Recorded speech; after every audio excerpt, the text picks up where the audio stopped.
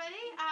Today is my 1-year anniversary on Booktube, so I thought I'd pop in and celebrate with you, and I thought it was about time that I wrapped up some of the best and worst books that I've read on my channel so far. So I started my Booktube channel a year ago today, so we started off with a September wrap-up. So this is all of the books that we read from the 1st of September last year to whenever we're filming this, which is the 6th of October.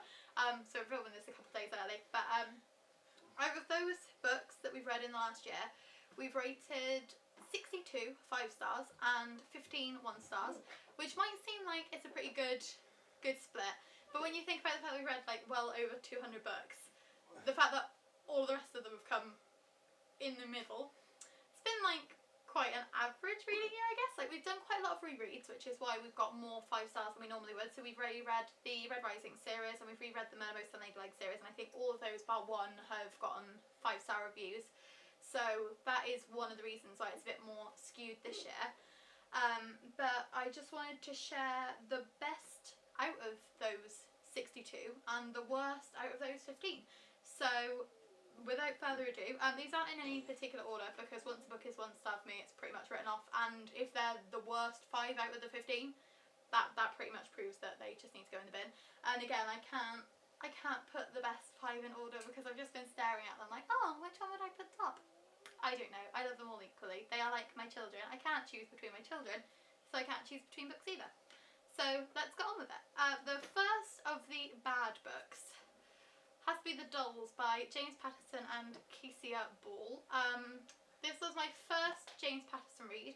I thought I'd start off with a nice thin book and see what all the hype was about and see whether he was as bad as I was expecting him to be, and sadly he was even worse. This is a book about a journalist who is investigating some murders, and then there's like some sex dolls, and that pretty much shows you what a bad time it's going to be if there's like sex dolls and murder crimes. I don't get what the hype James Patterson is. I hated this much that I've put a James Patterson stick in my punishment jar in case I don't finish my TBRs. So you may see more James Patterson on these lists in the future if I get that punishment out. But I honestly would not recommend this at all. The second of my bad books would have to be The Dark Light by Julia Bell. I only read this in September, so it's nice and fresh in my mind, which is probably why I thought of that as one of the like 5 worst ones. But this has my least favourite trope ever in it, and that is kill your gays. So there is a LGBTQ relationship, and one of them gets killed, and it doesn't really add anything to the story. It doesn't really make any sense. It isn't dealt with well.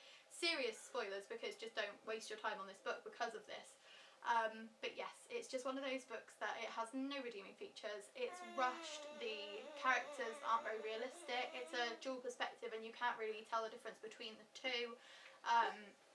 So this one gets a big old thumbs down from me. The third of the bad books that I'd like to mention today is Whistle in the Dark by Emma Healy. Now this one is mostly a case of me having my expectations in the wrong place. So like, looking at the front cover and reading the description, it sounds like it's going to be more of like a kind of psychological thriller, that it's going to be kind of based in like the domestic, but it's going to be definitely focused on the thrilling aspects, and there's going to be some kind of supernatural element, and none of that is true.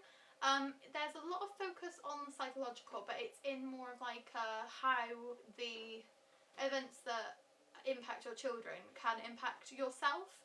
I think it's fairly well written, and I did read it very quickly, but because of the fact that it just seems so badly kind of marketed, that it looks like a thriller and it's not, and it's very, very uninteresting.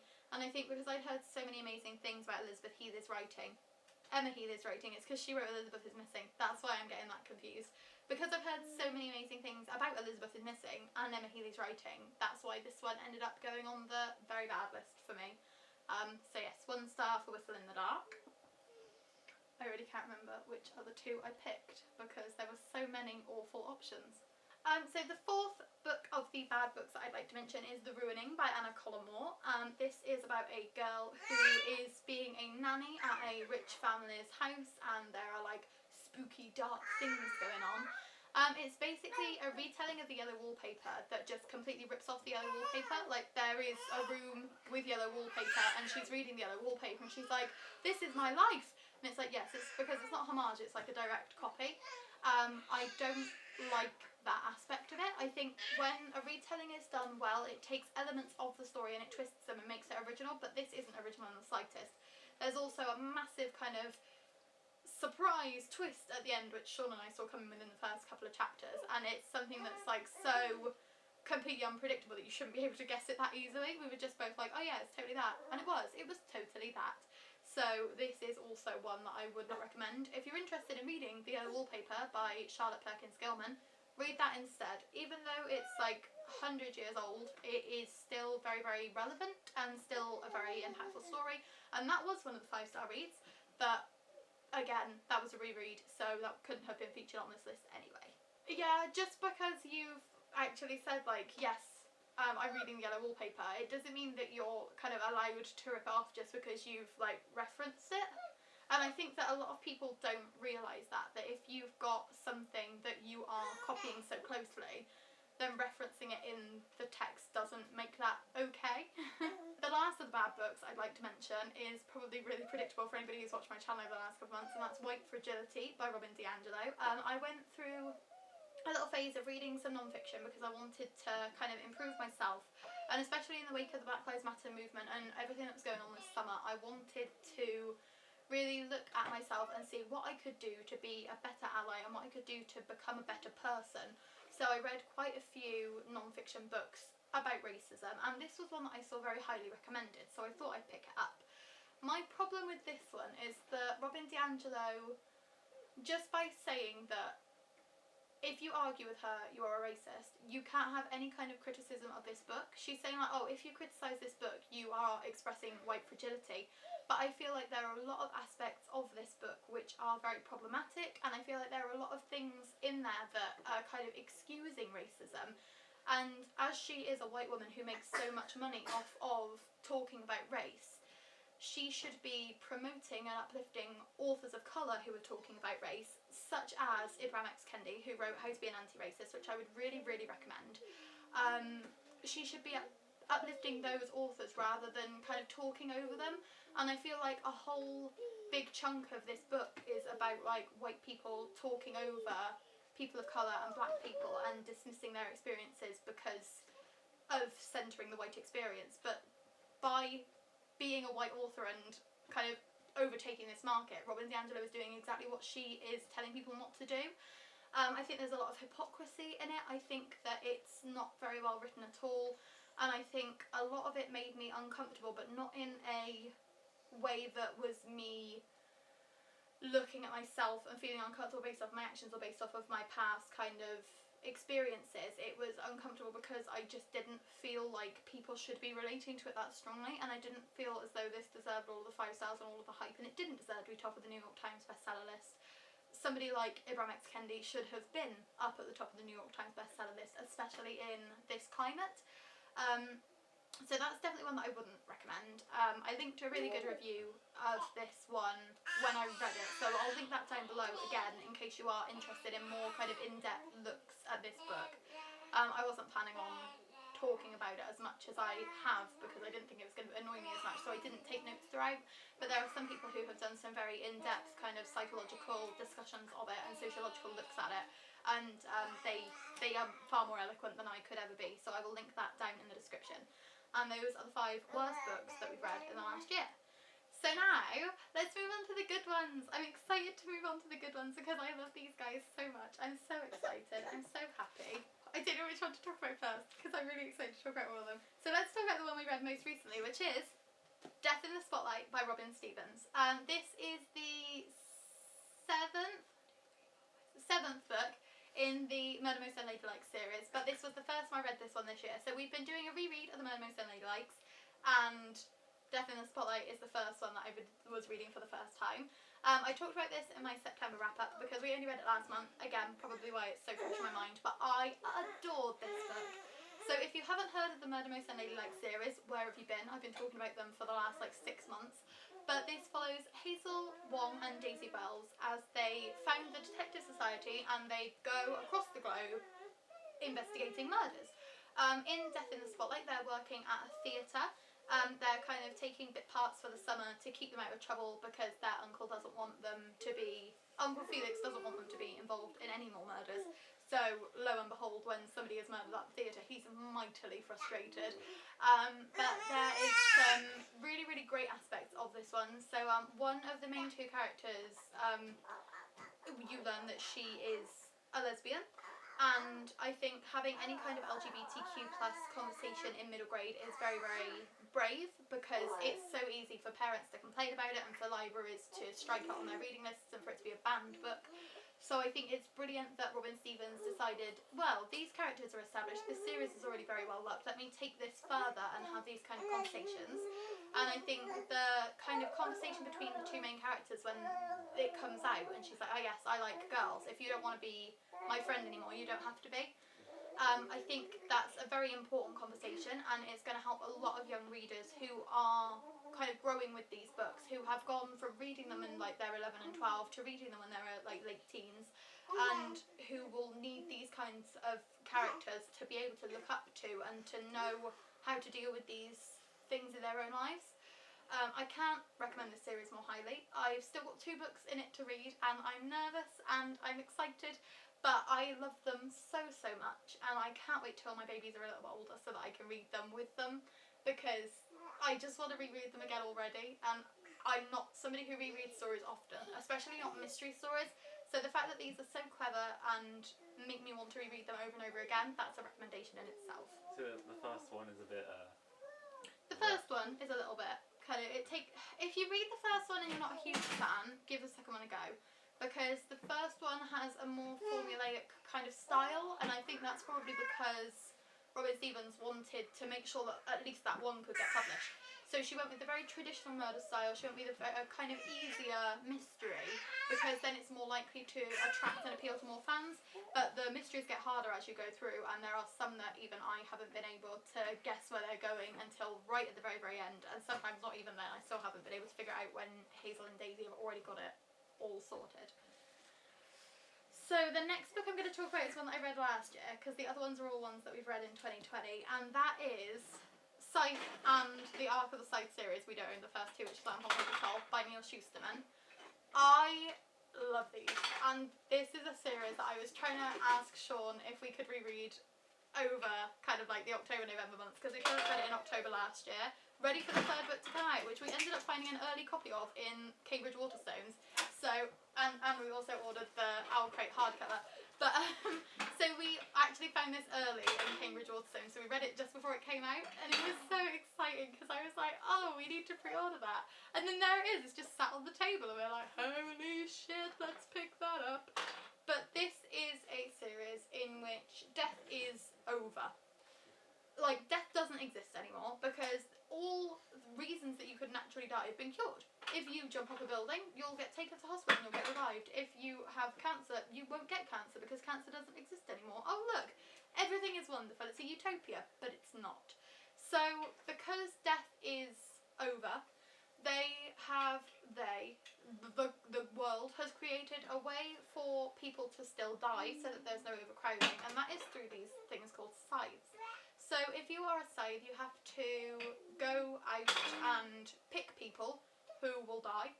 And all the scythes kind of have their own different ways of doing things. Like, some of them will kind of look at a percentage of how people died before. Like, if, say, 90% of people died in car accidents, then 90% of the scythe's victims would be in car accidents. And we join 2 scythes called Citra and Rowan.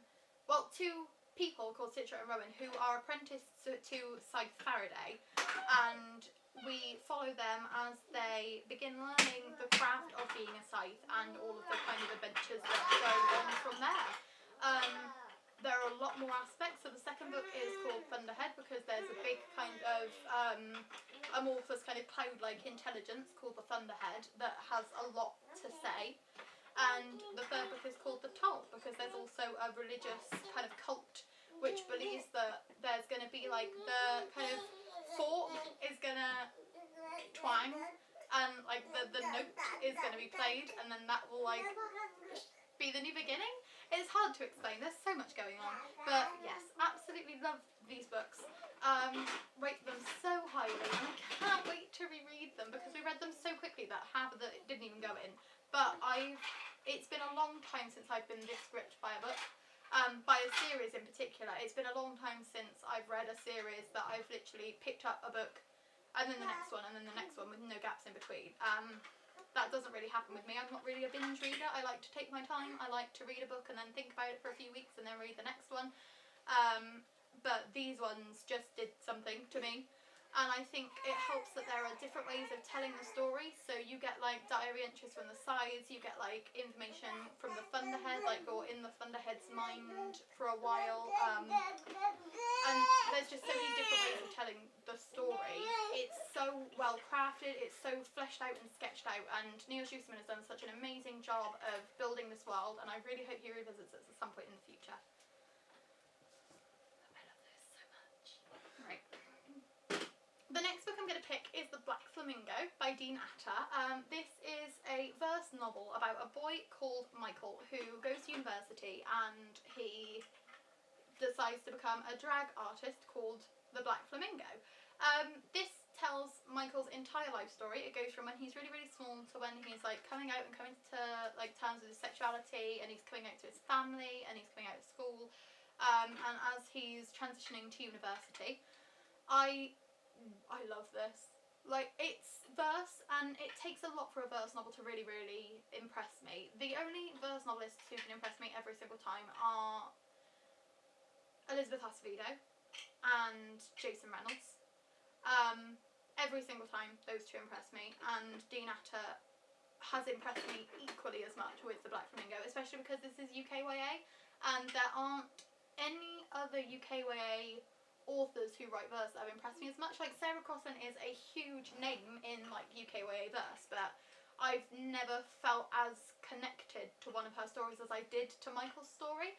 It helps that there's like beautiful illustrations throughout, so you get like the aeroplanes, you get music notes, there's like the hatching of the flamingo, and this is a book that you really need to read physically. I read a lot of my books in e-copy, and I read a lot of my books through the library. Particularly through like apps and things, but I ordered this one because I was reading the UKYA book prize shortlist, and I couldn't get a copy anywhere else, and I'm so glad that I had to buy this because it is gorgeous and it adds so much to the story. Like, when you're looking at how beautiful it is, it really adds so much to the story that this is a book that I would really recommend purchasing and holding in your hands and loving as much as I do. I love it. I love it so much. I didn't pick it as my YA Book Prize winner because I loved The Place I Cried in Public by Holly Gould so much, but now the more I'm thinking about it, the more I'm like, I wish I picked Black Flamingo, and I wish The Black Flamingo had won. And I'm frustrated that it didn't, but I'm looking forward to what Dean Atta writes in the future and seeing where he goes from here, because he is definitely one to watch. The next book I'd like to talk about is The Dragon Reborn by Robert Jordan, which is the third book in the Wheel of Time series. I had to pick this one because this is my favourite out of the three that we've read so far, and I'm really looking forward to carrying on with the series. But as I said, I'm not somebody who binge reads, and we've been trying to read one of these a month, and our TBRs have just been cruel to us for the last 2 months, so we haven't been able to fit Shadow Rising in yet. So The Wheel of Time follows a guy called Rand, who is the chosen one.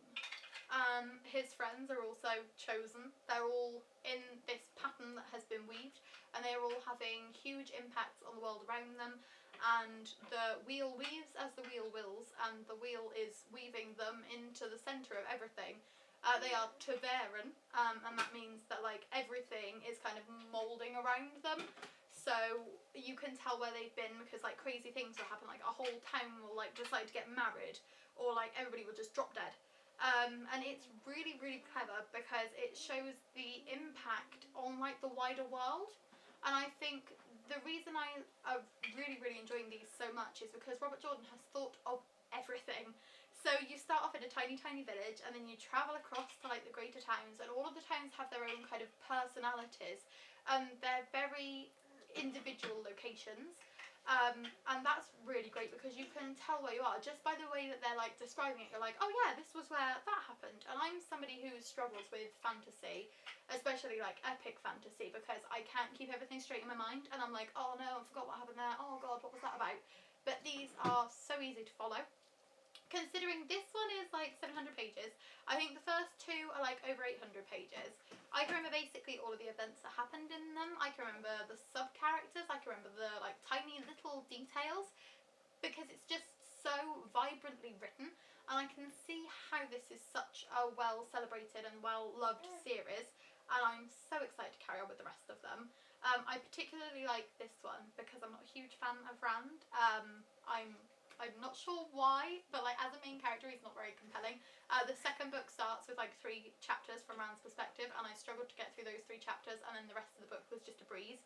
But this one only has like 2 chapters from Rand's perspective, so if you are also not a huge Rand fan, if you've read The Eye of the World and you're not sure whether to carry on because Rand's a bit boring, then just push through the beginning of The Great Hunt. Then that one is really, really good. That one's got a very propulsive plot and it really keeps you going.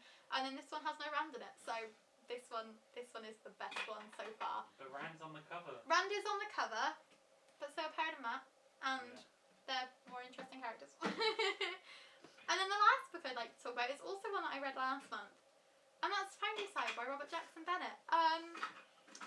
This is another one of those books that I wasn't expecting to love as much as I did, and I am so glad that I read it. Because I find, as I said, like fantasy is something that I struggle with because I like to remember all the little details and I find it very hard to follow. And sci-fi I'm exactly the same with. Like it's one of those things that my little brain struggles to keep up. And I'll be reading out loud to Sean and I'll stop every like half a page to like reread it to myself to really make it sink in. And then he thinks that something's wrong or I've gotten distracted by my phone, but really it's just my little brain is like, there's smoke coming out of my ears, like the cogs are really churning. I'm trying to take it all in. But this book was such a breeze, and it's over 500 pages just. I think it's like 504 pages. Let's see. 503 pages. So this is over 500 pages, but it felt like 250. Like it was such a quick read. We read it in 3 days, and I thought we were going to have to take our time on it. I thought we were going to read like a little bit at a time and like really eke it out. But the story that this tells is so gripping that you cannot put it down. So you follow a girl called Sancha as she's stealing a box that she's been paid to steal. So it starts off with a heist novel, so you are thrown straight into this world. There is no easing in, there's no kind of exploring the world before you're in there. You are just following Sancha as she is stealing this thing, and you're learning about these things called scribings and this world and the way that magic works in it. And it's so easy to follow, and it's so easy to catch up on, and I love that. And I think that the cast of characters is really good, the world is really good, the whole magic system is so fleshed out and well crafted. But this is one of those times when I'm not binge reading it, because we could have easily picked up Shawfall right afterwards, but I want to take my time and really love this one as it is before we pick up Shawfall, just in case it doesn't live up to my expectations.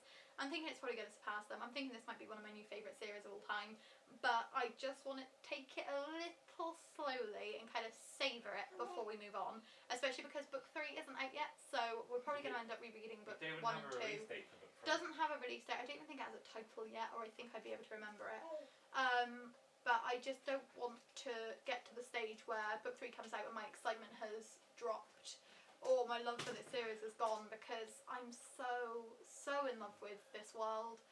And I think Robert Jackson Bennett's writing is very dry. He's got a very dry humour. If you're a fan of P.S. Brown, who wrote Red Rising, then these books are definitely going to appeal to you because they've got a very similar tone and a very similar kind of sense of humour throughout, especially the kind of quick, witty exchanges between the characters. It reminds me a lot of the exchanges between Darrow and Severo, and Red Rising is my favourite series of all time, so anything that reminds me of that is gonna appeal to me. So I could not recommend this one more highly, and I'm already wanting to reread it, and I'm gonna not do that because we have so many new books to read. But this is why all the rereads have been happening this year, because it's just, you find a book and then you just want to experience it again.